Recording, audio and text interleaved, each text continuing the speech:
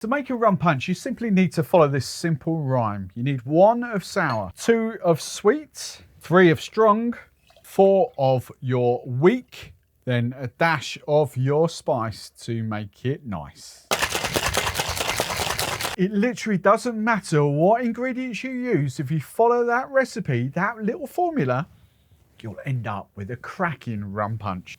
And of course, the lairier the garnish, the better it's gonna look. So we've got some cherries, some Frona pineapple, and a good old sprig of mint. The only thing I would say is don't go putting any like olive brine or anything in your rum punch.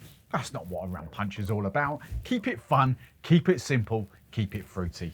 For reference, my part in that was 15 ml. So when I said 1 of sour, it was 15 ml of lime juice. When I said 2 of sweet, it was 30 ml of my watermelon puree.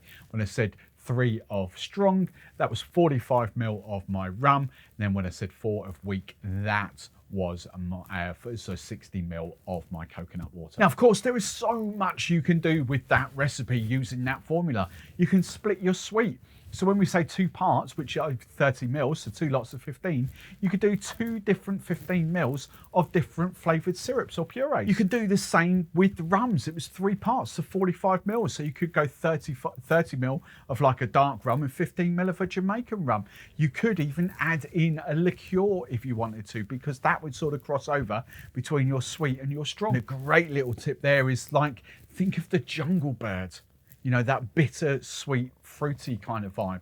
If you added a touch of Campari in, for example, in with your strong, that kind of gives you that bittersweet, which is phenomenal in cocktails. And then when it comes to the weak, look, off the top of my head, I could easily come up with 101 different ideas for weak. I had a quick count up around here, around the studio of what I've got, and I've got 53 different weak ingredients. That's without including tap water. So while this watermelon and coconut rum punch is absolutely phenomenal, especially with that rum, with that hint of Jamaican, coming up are 3 other rum punch recipes purely for your inspiration. Now in this video, while it's not a paid promotion, this is being done with my Drinkstuff head-on. So first up, we're going to be using the ODK lime juice. We're going to be using the Real syrups and purees, and we're going to be using the Stillabunt as our sort of dash of spice to make it nice. And then we're going to be using Artist glassware as well. All that is available from Drinkstuff. And for the rums, I'm going to be using Ron Colon because they're a little bit crazy, but they're fantastic for making rum punches. For example, in this little beast, this is a 2-rum blend of El Salvador and Jamaica. It's 55.5% ABV, and it really does make this cocktail shine. Then for my weak, I'm going to be using some Franklin's & Sons mixers, which are all fizzy, so I'm not going to shake these.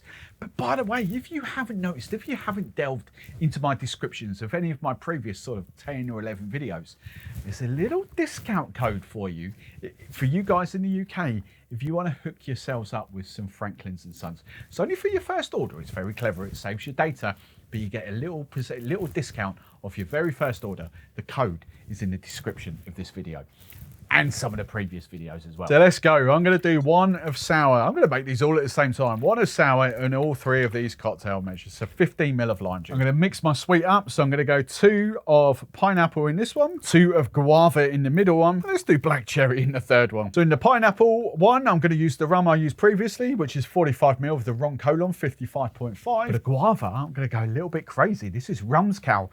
This is 33% mezcal, 66% of that original rum. So Rumscal, we're going for 45 ml of that. And in the black cherry one, go a little bit crazy. I've got this original rum, but this is their coffee infused. So 55.5, but infused with coffee. So we're going for 45 ml of that with the black cherry. 10 drops of the Stillabunt Tiki bitters in with the pineapple. 10 drops of the Inde Vincente Cherry Forward bitters in there with the guava. And 10 drops of these fantastic chocolate bitters in with the black cherry. What's not to love about chocolate and cherry? By the way, the smell of these chocolate bitters are flipping incredible.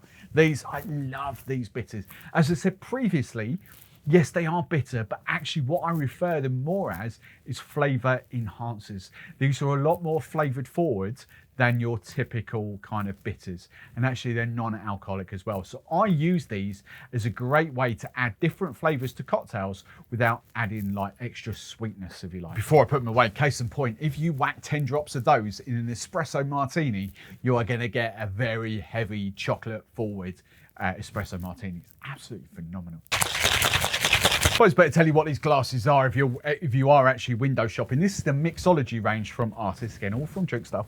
This, bizarre name, cocktail ice, 17 ounce. This one's a spritz glass, but we're going to christen this the rum punch glass. Nothing wrong with rum punches in glasses. It's definitely not a wine glass. Size 20 ounces. That's a pint. So recapping there, I've got my my lime juice, my pineapple puree, my kind of Jamaica El Salvador rum, the tiki bitters, which are more for learning vibe, and then I'm going to top up my week. It's going to be ginger beer. So it's rude not to garnish that with a nice old bigger sprig of mint and a pineapple from Frona. Then the next glass we have from Artist is the Modern America. This is their highball glass, and it is 12¼ ounces. So recapping there, I've got my guava puree, my lime juice, my rum scal, so mezcal and the Jamaican rum combined. We've got the cherry bitters, and I'm going for the guava and lime soda as my wheat. And don't ask me why, but I like garnishing my guava, because I use a lot of the guava, with the purple apple from Frona. The colour just worked. And then the last glass Artists have sent me, this is it's brand new to me. I don't think I've even seen it at Drinkstuff, but we're going to sell it. It is the top class beverage, 45cl, 15¾ ounces. So that was my cherry puree, my coffee infused rum, and then the chocolate bitters. And I'm going to top it up with pineapple and almond soda from Franklin's and Sons. And for no other reason apart from it's the same flipping colour, I'm going to garnish with a Frona dragon fruit and again some nice big mint bush. Now all four of those taste flipping incredible. I love the mezcal is very mezcal heavy, even though it's 33% of that bottle is like mezcal. It's very mezcal heavy, but it does go amazingly well with the guava. The black cherry in there with the coffee works with the chocolate. Then you've got the pineapple and almond soda, and then you've got a pineapple and ginger. What's not to love about that, where you've got the tiki for learning vibes? Honestly, I could go on forever with this kind of thing. In fact, when I was planning this video a few days ago, I'm a Windows user, so I use Copilot and not ChatGPT. You'll like this. I've obviously got a list upstairs of all my ingredients, kind of when I add to, so I can kind of see, so I know what are there. I plumbed all that into Copilot, with just using that and the 3 or 4 different rums that I was kind of using. So just there. So the only variances were the mixes and the rum and the purees. And Copilot told me right here, using everything I've got, I can make 207,760 different variances on the rum punch.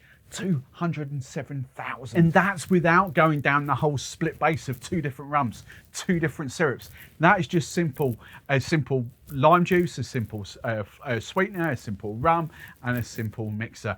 If you were going split base, if you were using 2 different mixes, if you were using 2 different rums, if you were using 2 different sweeteners, that would go into the millions of possibilities. Now, is every combination that you make up, is it going to be a winner? Well, no, of course it's not. But only in the same way that you might love steak.